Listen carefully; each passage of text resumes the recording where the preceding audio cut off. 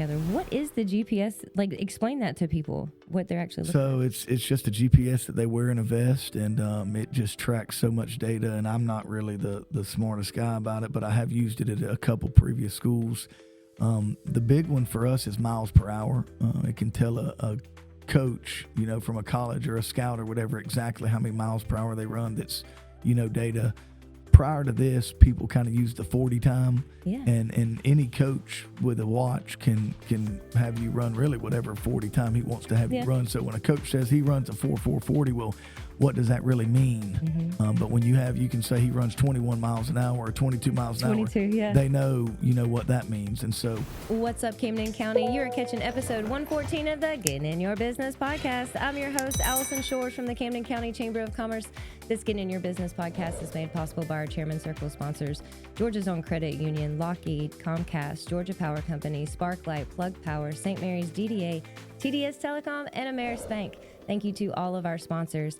All right, guys, I'm super excited because in the studio today, I have Coach Tucker Pruitt. And if you didn't know, he is the head coach of our Camden County Wildcat football team. And we are so glad that you are here. So thank you for taking time to do this today. I know y'all are super busy. I'm glad to be here, and thank you for having me. Yeah, so I know that everybody is wanting to talk to you, and most people want to talk to you about football and all the things, but I think I want to bring you in here so that people can get to know who is Tucker Pruitt. So let's talk a little bit about you. We're so glad you're here.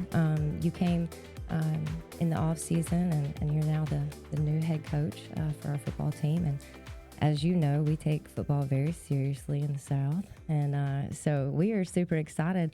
Let's start this off with kind of like, where are you from? So I'm a coach's son, so I've moved around a little bit. I was born in Jacksonville, Florida. Okay. And my dad was coaching at University Christian at the time. I lived there until the end of first grade, and I started second grade at Union County High School, which is in Lake Butler, Florida, about 25 minutes from Gainesville. Okay. And then before my ninth grade year, we moved again to Georgia to Fitzgerald, and went to school there, graduated there, went to Valdosta State. For 5 years and played football there, and then got into coaching and have bounced all around from Georgia Southern to Valdosta High School, Thompson High School, Coffee High School, Lowndes High School, Valdosta High School again, Fitzgerald for 8 years, and then I was at Appleton County last year before coming here. So I guess you could call that transient. Yeah, but I feel like football's been in your blood since you were young. Yeah, it is. It's what I know. It's what we talk about. It's what we watch. It's what we do in our free time. It's what we do when we're on the clock, off the clock, and so we love it. We love everything about it, and love watching it. Love coaching it, and really love the lessons that the game has taught me and is teaching the kids that we work with now, and then also really love the relationships that you build. It's just so neat. All the places from the teammates that I had that are coaching. I've got guys on my coaching staff right now that I coached. I got guys that I played with in high school. I got guys that I played with in college. I got guys that were my head coach at other places. And so the relationship part is really neat, and just love everything about it. And I think that's so cool with this coaching staff coming in. You got so much coaching experience on the staff. Like you alone have so much experience and have done some great things. But you also have a lot of coaches in the same situation, all pulling for the same thing. I think that's so cool this year. And some people understand and some people don't understand, but football is the ultimate team game. And one person can only do so much and really can only do so little.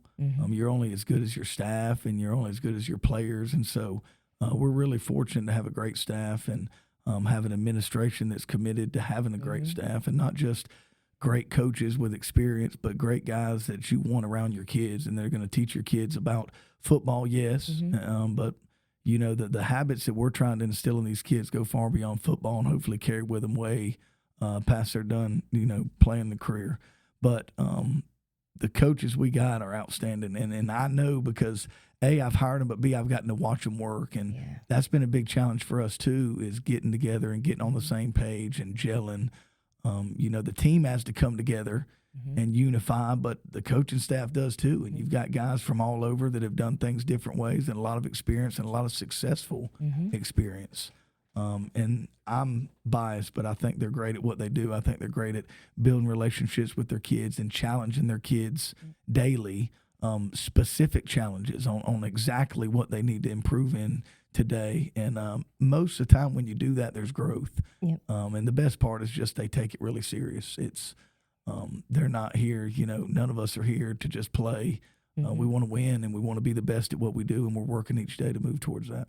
Yeah, I think it's awesome. We were talking with the athletic director last night, Welton Coffee, and he was just, him and Grant were talking about how much you guys work. Like, a lot of people were asking him, like, okay, so how's it going? He was like, all I can tell you is those guys work.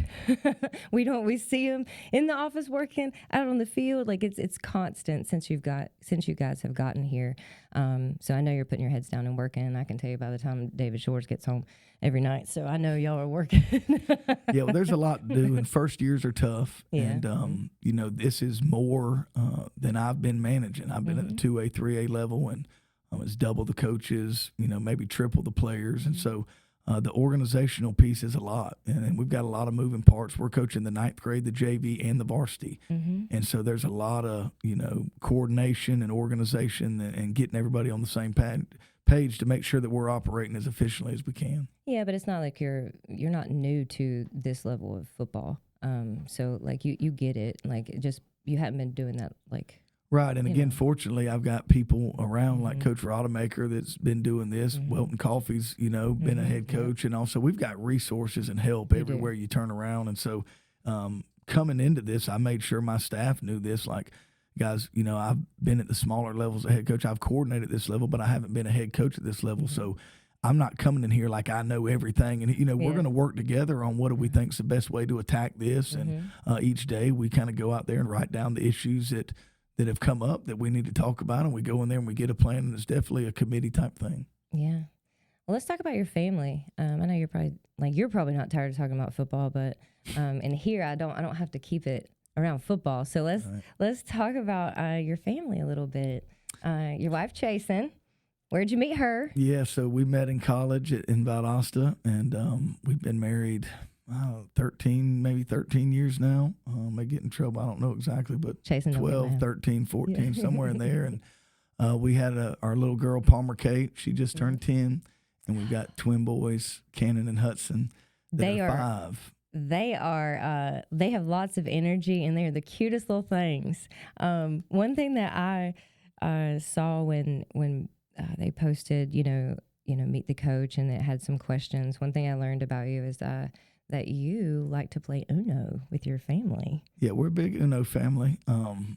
Last night we played, and my daughter won 2 in a row. We normally play till somebody wins 2 games. All right, Palmer. Yeah. We have the little Uno cards. We have the big Uno cards.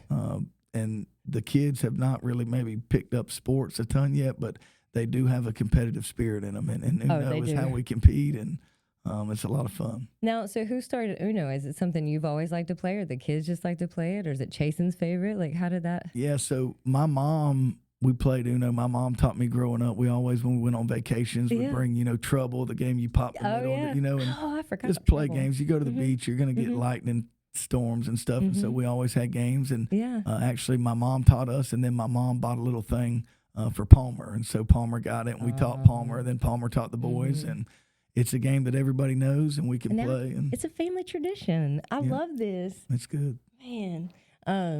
I remember just games and puzzles. My parents, when it was raining and stuff, like puzzles were what we had to put together. And I recently started going back to that as an adult. And I'm like, what am I doing? I'm sitting here putting together a puzzle like I have nothing to do. But yeah, so it's just fun how those things keep going down, little traditions. So what else? Like, how are you liking Camden County so far? It's been great. It's been a whirlwind. I'm glad to be in Camden County because for the longest, we were commuting from Baxley, and so I can't complain about anything now. We're here and live about 6 minutes away from the school, and perfect. The kids have started school, and my wife's teaching at St. Mary's Elementary, and they're all there, and that's going good, and we love it. There's a lot of nice restaurants to eat at, and we got a little community pool we get to go to. We're close to the beach. All the things. Pond in the backyard we can catch fish in, so we're pretty spoiled right now. We're living our best life. Right. Everybody's been great. The coaches have been great. The kids have been great. The administration's been great. I know we hadn't lost any games yet, but it's been great. It's been a blessing. We're glad to be here and glad to be Wildcats and just really looking forward to the future. Now, if I were to ask you a question, like just something, I don't know, surprising about you. I know that Uno is one of them, but is there something else that people like, anything you want to share about yourself that people don't know? Or they I don't think there's really, I'm not very interesting guy. I'm just kind of a football guy. You are a very interesting guy, but y'all are all about football. Like one thing I can say about, this entire staff, football is on the brain. Yeah. I come home and watch football. Last night I watched the game between, Grayson and North Gwinnett, and just always looking for ideas and seeing what everybody else is doing and what's working and not working and who's got this and who's got that, and kind of just a lot of football. Yeah. I was asking Coach Coffey last night, asking him about his favorite Camden tradition, and he said that when he used to have to play, when he was coaching and played Camden, he hated the cowbells on our side of the stadium. And I was like, can you really hear it down there? Can you hear the fans and stuff in the stands? When we're all yelling, and sometimes we'll see y'all do the hands where you're waving, and it looks like y'all are telling us to stand up and get up. Is that what you're doing when the players are doing this? Yes, I think that's what's going on. But you see these headsets me and you are wearing, so they make these like this with two, and they make them with one. I asked for the one with two. I just kind of like to don't hear and kind of just stay in my zone. But I think, you can hear down there. We're not that far from y'all. And so I don't know specifically about the cowbells, but I think it's a big part of the game. And well, I'm pushing cowbells this year because I want us to get loud, because I think people miss sometimes that energy. It actually transfers. So the energy from the band and the cheerleaders and the crowd being loud, and it transfers to the kids on the field, and it gives them a sense of pride and to keep going and all the things. And, it can really be the 12th man if on the field, really. Yeah, it creates a home field advantage. Yeah. And, if you can be so loud that an offensive lineman jumps off sides and gets a penalty, perfect. That can be the difference in a first down or a punt. And that possession could be the impact in the game. And that's what I want people to realize. So, I've been really hoping that this year Camden will just really come out and let's get loud in Chris Gilman Stadium, Yeah, and I know the kids appreciate it too. It makes them feel like a big deal, makes them feel supported, and I think that's the whole key to it. Because I was saying, I love our kids. I don't care what uniform they wear. I love our kids here in Camden County, and I want to give them the best possible experience that they can have, and make sure they have all the tools that they need to go be successful. And I think our administration, like you were saying, does a great job. We're getting a wrestling gym, and a multi-use indoor facility, which everybody's like, why do we need that for football? You would not believe how many times it rains or it's so hot, but it's not just football taking advantage of these spaces. I mean, you got flag football, they've just added that at Camden County, I think in the last 3 years. And you've got so many sports that can take advantage of it. It's not just but I love that we're giving all our kids that experience. But I want people to know that it is about these kids. It's not about keeping up with the Joneses or having this huge, wanting to have the nicest and the best and all the things. It's about actually equipping the kids to be successful in everything they need. If you take this time of year and just look the last couple of days with the extreme heat and the thunderstorms, you've got volleyball. You've got basketball trying to do some off-season stuff. You've got flag football. You got football that all have to go into a gym, cheerleading. Yeah. And everybody can't fit in that gym. And right. And how hard is it to practice football in a gym? Yeah, I think if you practice in a gym all week, you'll probably go out there Friday, and if you watch about, the first quarter, you'll probably be able to tell what team was on the field and what team practiced in the gym. And I think that that's important for people to know. It's easy to sit back and judge when you don't have all the information. And I think, it's just when you're not in it and knowing and all the things, but I just want people to know that, there's a need here. And No, there's definitely a need, and we want to be the best, just We like they want to do. win. When we're looking in a region where there's 5 teams and 3 of them have indoor facilities. Yeah. So 3 of them never miss a practice. Yep. Rain, shine, in season, out of season, they're going to get on a schedule. They're going to get in a routine. And they're going to get their work every single day. And when they can do that 365 and we're in a gym or getting practice cut for Lightning, that stuff adds up. And if we want to beat them, we need to try to level the playing field. And so I appreciate our administration taking those strides of commitment and saying, hey, we want to win. We want to be the best because that's what it takes. Yep. And I think it's so, like you were saying, getting on a schedule and a routine when you're trying to fight heat and storms, which storms have been happening every afternoon. It's like, what are you supposed to, you have to switch to the morning or trying to, when can you practice? So, and that just throws off everything. And you're trying to, having a routine is important. And so I know y'all are working really hard to figure that out and see how we're going to continue on, because I don't know how long the heat and rain's going to last this year, but you can't convince me that it's not hotter than it used to be. I tell people that all the time. I don't know what it's attributed to, but I just feel like every summer it gets a little bit hotter. What is something that you're looking forward to this season? Didn't even have to be with football, but I'm assuming it will be. Yeah, I'm really just looking forward to kind of learning about our team and what their strengths are and their weaknesses are.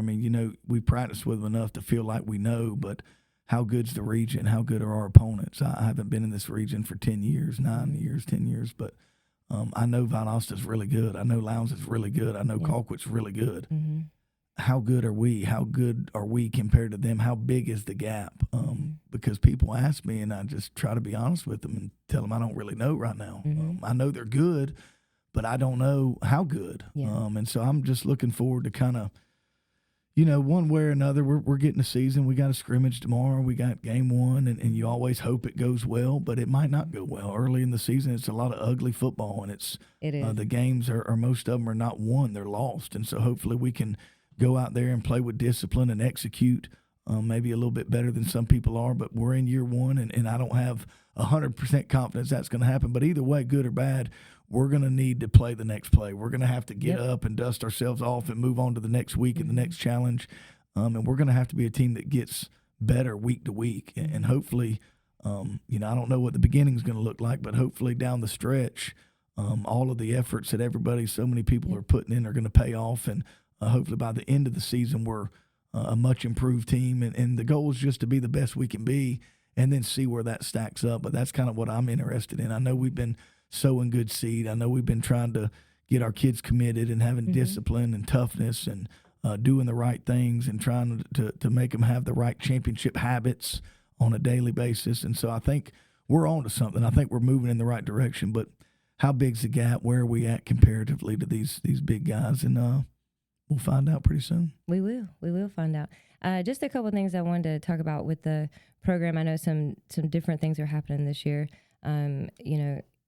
It was very important for the kids to put some weight on and get some good food. And so I know you guys started a program with Wonderful Things and Ravens of Elijah.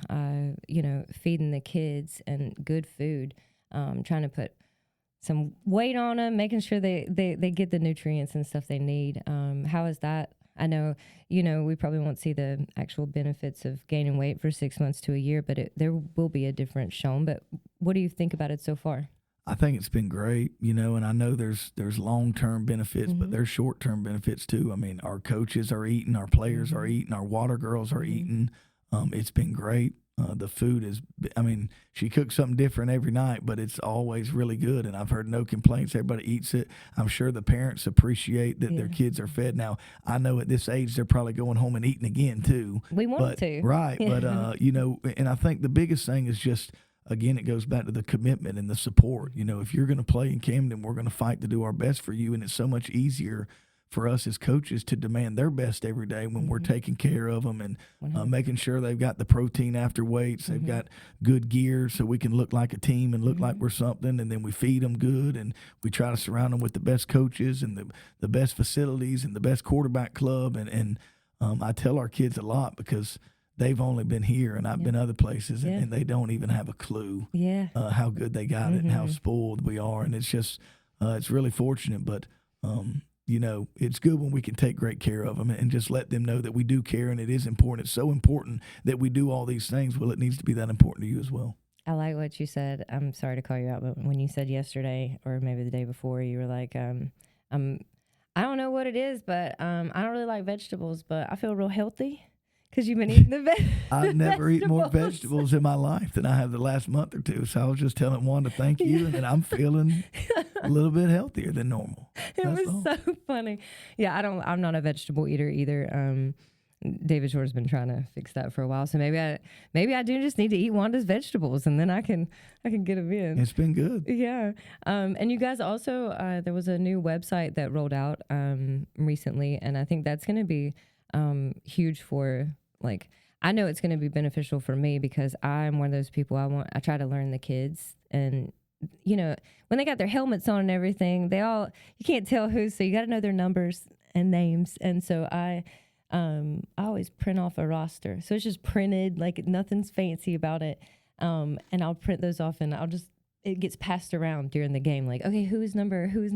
And I think I was looking on the Wildcat Hub when I went to the website, you can actually see all the, players. Like I can search by quarterback, by their position, their number, by all the things. And it gives me all their stats and stuff. What do you think about the new website? I think it's pretty cool. I think it's official. It kind of looks like a college website. It's very, you know, and the videos and they can attach their highlight tapes, and so I think it's also going to be beneficial for college coaches when they want to look at our kids. Right. They can get on there and pretty much find out most everything about them. I know we're trying to sync up some of the data from their GPSs where they can even get their times. And we got to talk about GPS because I don't know. Until you got here, I didn't know. I'm sure it was a thing, and it's been a thing, but I guess my brain didn't put it all together. What is the GPS? Like, explain that to people, what they're actually looking at. So it's just a GPS that they wear in a vest, and it just tracks so much data, and I'm not really the smartest guy about it, but I have used it at a couple previous schools. The big one for us is miles per hour. It can tell a coach, you know, from a college or a scout or whatever, exactly how many miles per hour they run. That's, you know, data. Prior to this, people kind of used the 40 time, and any coach with a watch can have you run really whatever 40 time he wants to have you run. So when a coach says he runs a 4.40, well, what does that really mean? But when you can say he runs 21 miles an hour or 22 miles an hour, they know, you know, what that means. And so there's a lot of other ones like hit stick. It can tell you how many significant strikes they've had that may just, you know, be able to inform you about how to proceed. Maybe they need to be in a green jersey, non-contact, if they've taken a lot more hits than normal. Just, you know, it's a long football season, and we want to manage these athletes to not overload them so that they can be consistent and be there throughout the season. Total steps, total yards. Like, would you be able to tell, like, how hard a kid is going during practice or if they, like, slacked off? Like absolutely.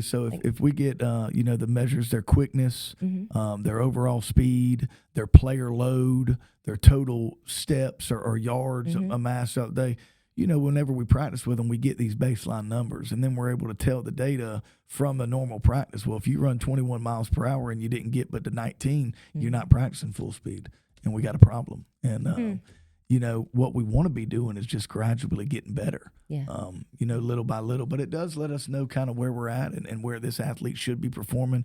But also the second piece is just kind of seeing what the load on them and if we need to push more, if we need to pull the reins back a little bit just to try to get them to Friday and be healthy and be 100% so they can go perform at their best. Yeah, man, lots of good stuff.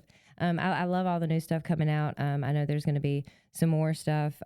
You'll be able to really see just from Instagram, you know, just all the social media stuff, as well as the website, just trying to really connect all the dots for people.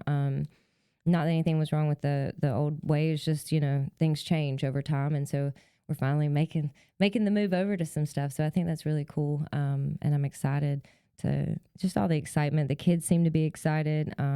They're very respectful. I appreciate that very much.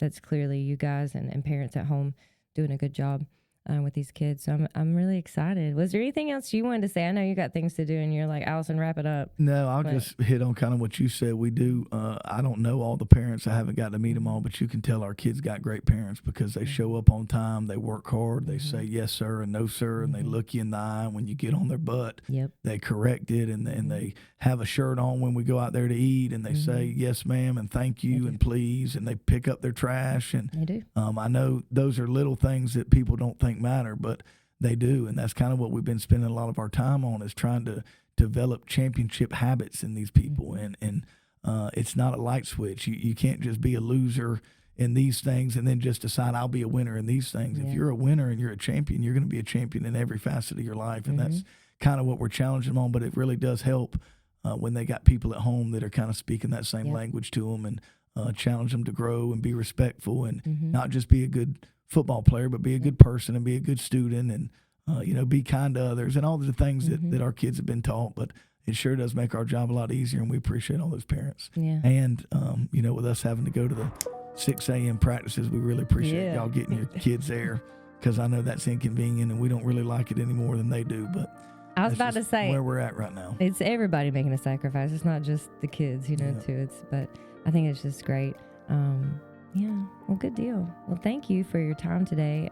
Was there anything you wanted to say to the community? Did I already ask you that? No, we're good. We're excited about football and seeing where we're at and what we need to do to keep getting better. I love it. Go Wildcats. Yep, all right. Well, thank you, Coach Pruitt. I appreciate your time. All right, guys, you have caught episode 114 of the Getting in Your Business podcast. Please like, share, and subscribe, and get your tickets today. Go see the Camden County Wildcat football. Chris Gilman Stadium starts this Friday.